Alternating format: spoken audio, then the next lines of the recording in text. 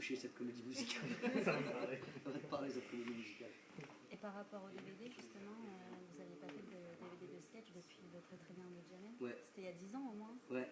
Et alors, comment ça se fait que vous êtes revenu à ça? Ben, en fait, j'ai tout fait il y a 10 ans. Tu vois. C'est vrai.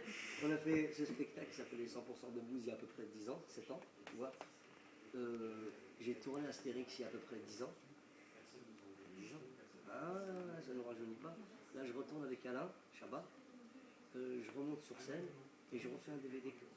Comme si la machine se remettait en route. Et pendant longtemps, une fois que tu as fait un truc comme. Une fois que tu as sorti un spectacle, c'est quand même quelque chose de dur à sortir parce qu'il faut donner un peu de toi, tu vois. C'est épuisant, il faut laisser reposer. Une fois que tu as fait un truc comme Astérix, qu'est-ce que tu veux faire derrière? Tu vois, c'est vrai. En termes de comédie, tu te retrouves dans un désert à Ouarzazate avec 3000 Égyptiens qui dansent sur du James Brown. Normal, c'est pas naturel. Je suis désolé de te le dire. Et ben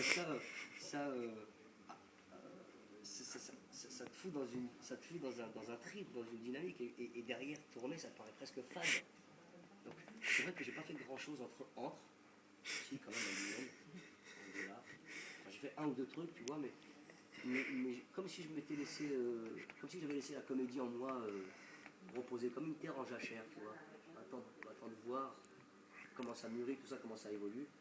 Et ben, ça a bien évolué, mais j'aurais jamais pu y réfléchir et y aller si j'étais pas tombé sur des mecs aussi affûtés, aussi structurés qu'Ahmed.